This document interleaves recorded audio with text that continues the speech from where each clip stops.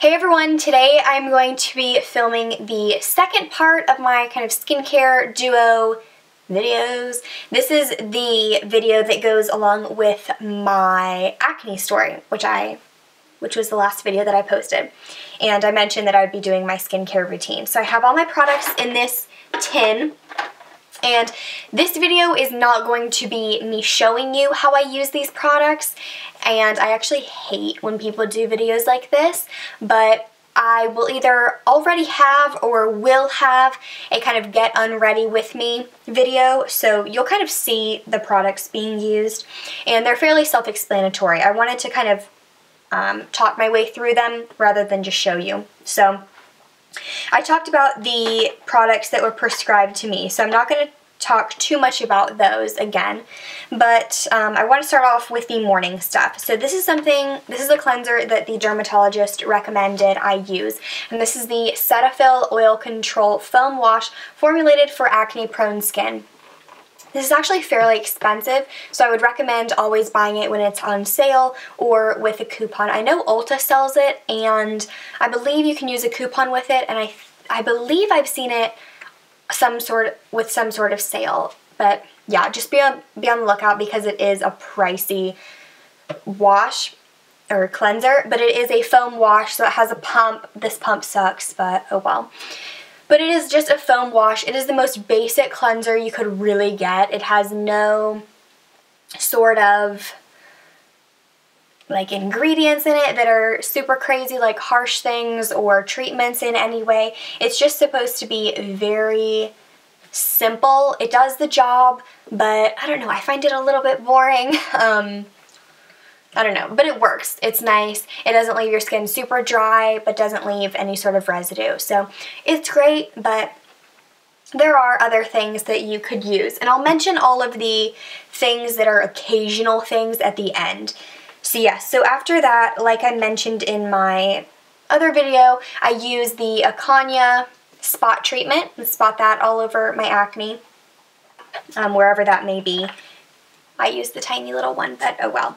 So I use those two things in the morning, and then I just pat my face dry, as you would, and then I will use my moisturizer. So this is the Josie Maran Argan Daily Moisture SPF 47, and yes, so I like this because I wanted kind of a nicer moisturizer. Well, actually the reason why I got this was because I had Sephora gift cards to use and thought it would be nice. It had a moisturizer, but it had that oil, which I know is really natural and good for your skin anyway. But yes, so, and it smells really good. I always say it smells a little bit like oatmeal. It just has like an oaty kind of nuttiness to it, which is really nice. But I take about a pump, sometimes like a pump and a quarter or pump and a half on my hand. And I mean, I've probably barely used any of this, so I really like it. But I put it onto my hand, rub it between my hands, and like pat it into my face. So I don't really rub it in too much. I just kind of pat it and then kind of work upwards like this, make sure to get it all over. And it is a pretty thick cream. I think you'll be surprised. It is actually a cream. It's not an oil, but it is fairly thick. I mean, you can see that it drips, but it's not a lightweight moisturizer at all. So if you have dry skin, I think this would be good, although the SPF kind of changes the composition a little bit. But I mean, it's a high SPF, 47, that's really good for your face. But yes, it can leave dry spots, but I think it's kind of user error as well because you're not focusing on certain areas as well. Like the tip of my nose gets really dry sometimes, but I think that's because like whoever really focuses like right there. It's so random, but yes, but I really like this. If you have dry skin, like I said, I think it would work, and I have oily skin and it's nice. I mean, any moisturizer that you're going to use is going to attribute to some sort of oiliness later in the day, but what can you do? I mean, no one's ever going to be able to 100% stop their skin from being oily, so you kind of just have to deal with it. But I like this. I feel I find that it doesn't make me feel super greasy. Right when you put it on, it will feel like that. It'll feel kind of thick, and you can kind of feel the SPF. Not really, but you can tell that it's in there because it has that thicker, a little bit greasier texture. But once you let it set in, it's nice. I can feel stuff on my face, but I think it's my foundation, so I'm not even, just disregard what I just said. But once you let it sink into your skin, it is really nice. And doesn't necessarily leave a powdery feel, but you can feel that it's dry and that it's sunk into your skin. So I really like that. And then during, or at the end of the day, I cleanse my face using either a cleansing oil of some kind or a makeup wipe. So I take my makeup off and then I will wash my face. So I will use this sometimes. Very rarely will I use this at nighttime, just because this is usually near my sink where I wash my face, and I kind of take a shower and cleanse my face at night in a different place, usually in the shower. So I use more, I have a larger variance of products at night than in the morning. The morning routine is very set, but at night it does vary more. So I will, like I said, use different things. This is one of my favorite things, holy grail products. It is the Neutrogena Clear Pore Cleanser and Mask with benzoyl peroxide. And like I mentioned in the acne video, benzoyl peroxide really works well on my skin, so I do like this. I kind of use it in between a cleanser and a mask. When I'm in the shower, I will kind of leave it on while I'm doing my conditioner and really whatever else, I guess, shaving or whatever, and kind of leave it on for maybe a minute or two, so not really as long as you would a mask, but I'm not just washing it immediately off, and I really like it. It's never dried me out, although I know it can dry you out and does dry some people out, but I really like it. It makes your skin kind of feel a little bit tighter and just cool because it does have that, it has a kind of minty, oh yeah, a mintiness to it, but I like it. It's really nice. I've used this for years. Another thing that I've used for years is that I don't have right now, is the Biore Unclogging Scrub, and that has salicylic acid. I like that as well when I'm trying to have a lighter exfoliation because it has kind of more sparse exfoliating beads, and I mean, it's good and bad. Like, if you're looking for a gentle exfoliator, that one's fairly good, but if you're looking for a heavy-duty one, I would skip it and go for the next product that I'm going to show you, because I feel like with those, when they actually have, like, beads in them, I feel like it kind of is like, okay, I'm going to exfoliate this part, and then the next bead could be down here, so it's not even. But yes, so I will use one of those. Usually, when I'm at school, those are the two things that I have in my shower, so it's one or the other. But when I'm home, and I don't know when you'll see this, but right now it's winter break, so I'm home for a month, so I kind of use my mom's stuff and whatever. But yes, so sometimes I use this, which is my mom's. This is the Olay Regenerist Luminous Brightening Cream Cleanser. And it says it has microbeads, cleansing microbeads exfoliate to brighten skin. And this is nice. You could probably use this in the morning as well, but it is just a fairly creamy concealer. Wow. Fairly creamy cleanser with micro exfoliants, like I said. So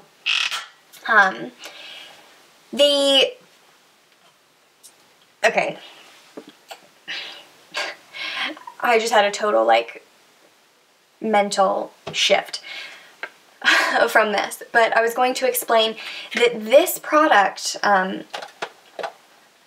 tretinoin cream, which is the Retin-A, this makes your skin turn over, your cells turn over, and that's what helps keep it clear. That's what I mentioned in the other video.